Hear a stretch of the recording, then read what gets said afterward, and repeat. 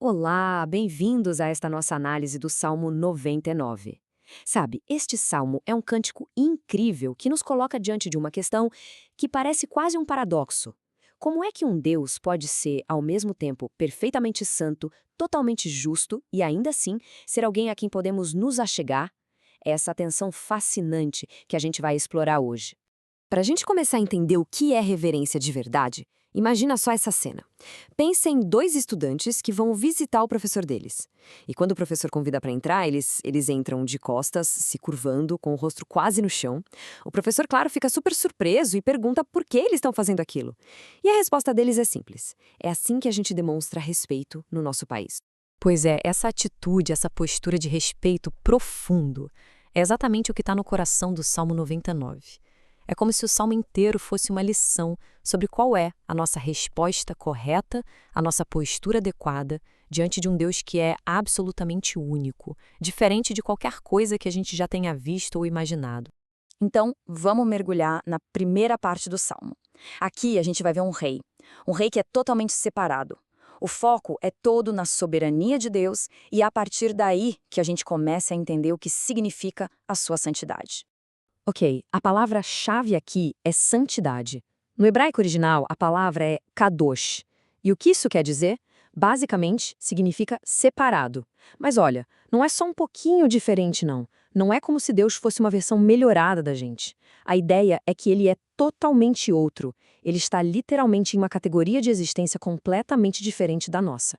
E o salmo já começa com uma pancada, uma declaração fortíssima: o Senhor reina. E, gente, isso não é um convite para uma resposta qualquer, uma coisa morna. A reação que se espera diante desse rei é um tremor de reverência, de reconhecimento de uma majestade que simplesmente abala todas as estruturas. Aí o Salmo fala de Deus entronizado sobre os querubins. Para nós, hoje, isso pode soar meio abstrato, né? Mas para o povo de Israel daquela época, essa imagem era super concreta. Era uma referência direta à Arca da Aliança, sabe? O lugar que simbolizava a presença de Deus bem ali no meio deles. Pensa que poderoso isso. Este rei imenso, santo, escolheu estar perto, habitar com seu povo. E é exatamente esta compreensão, essa junção da soberania com a presença próxima de Deus que nos leva ao primeiro refrão do Salmo. É uma declaração tão forte que funciona como espinha dorsal de todo esse cântico. Muito bem, agora o salmo avança um pouco e ele vai nos mostrar que a santidade de Deus não se resume a poder e majestade. Não, é muito mais. É também o fundamento, a base de uma justiça perfeita. E isso aqui é um ponto central. Pensa nos reis da antiguidade. Muitos agiam por poder, por ganância, por interesse próprio, né? Com Deus é diferente. As ações dele vêm direto do seu caráter. Ele não apenas pratica a justiça de vez em quando, ele ama a justiça. Na verdade, ele faz o que ele é, perfeitamente justo, perfeitamente reto. Daí vem o convite para adorar diante do estrado dos seus pés. De novo, é uma imagem ligada ao templo, à arca. Mas o que isso significa na prática? É um chamado para que a gente reconheça a nossa total dependência da misericórdia dele. Porque, vamos ser sinceros, diante de um padrão de justiça tão perfeito, qual outra postura a gente poderia ter a não ser a de total humildade? E adivinha, esse caráter justo, perfeito de Deus nos leva de volta àquela mesma declaração poderosa. Santo é Ele. Ou seja, Ele é santo no seu poder, na sua majestade, e Ele é santo na sua justiça. Ok, até agora o Salmo construiu essa imagem de um Deus tremendo, santo, justo, quase inalcançável, certo? Mas é aqui que vem uma virada na história, uma virada surpreendente. O Salmo vai nos mostrar que esse mesmo Deus não é distante, ele é acessível. E como ele faz isso? Do nada, o texto menciona três nomes, três figuras históricas, Moisés, Arão e Samuel. O que eles têm em comum? Todos eles agiram como mediadores, como intercessores. Eram a ponte entre o povo e esse Deus santíssimo. Cada um deles, a seu modo, representa um tipo de mediação na história de Israel. E aqui está o ponto central, a grande revelação. Esse Deus absolutamente santo, esse rei diante de quem os povos tremem, ele ouvia, e ele respondia às orações desses homens. Pensa nisso. O próprio Deus providenciou a ponte para atravessar o abismo que a sua santidade cria. Essa ideia de que Deus é acessível nos leva então a uma das tensões mais profundas da nossa fé, que o próximo versículo vai escancarar. A pergunta é: como é possível um Deus ser perdoador e ao mesmo tempo ser perfeitamente justo? Como essas duas coisas podem existir juntas? O Salmo diz exatamente isso, que Deus foi para eles um Deus perdoador, mas que também tomou vingança dos seus feitos. Parece contraditório, né? Ele perdoa a culpa, mas o erro ainda tem consequência. Os atos não são simplesmente ignorados. Como isso funciona? Essa tensão parece um nó impossível de desatar, mas acredite, existe uma resposta. E a resolução desse paradoxo, desse conflito aparente entre perdão e justiça, ela tem nome e sobrenome. A resolução perfeita se encontra em uma pessoa, Jesus Cristo.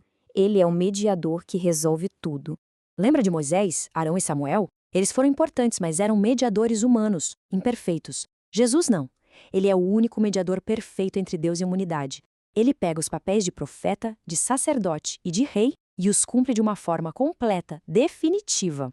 E a chave para entender isso está lá no hebraico original.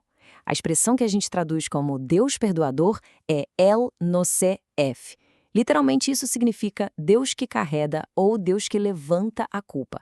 E sabe onde mais essa raiz aparece? Em Isaías 53, para descrever o servo sofredor, o Messias, que carregou o pecado de muitos. Entende agora?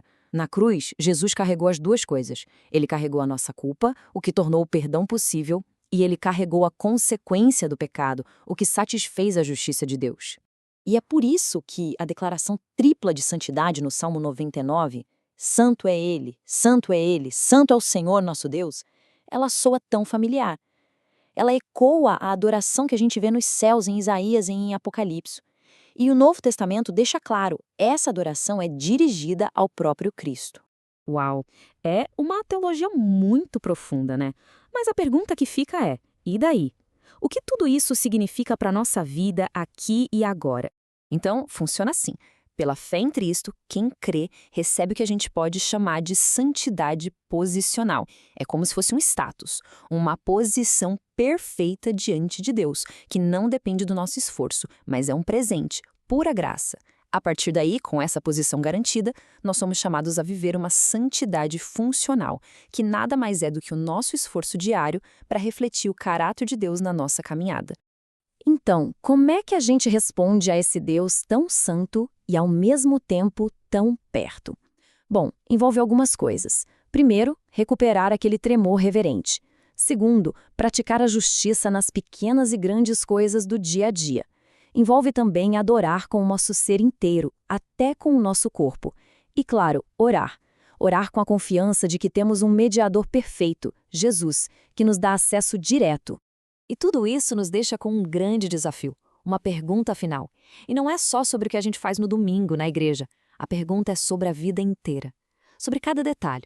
De que maneira a nossa vida pode se tornar um ato contínuo de adoração a esse rei, um rei que é incrivelmente santo, justo e totalmente acessível.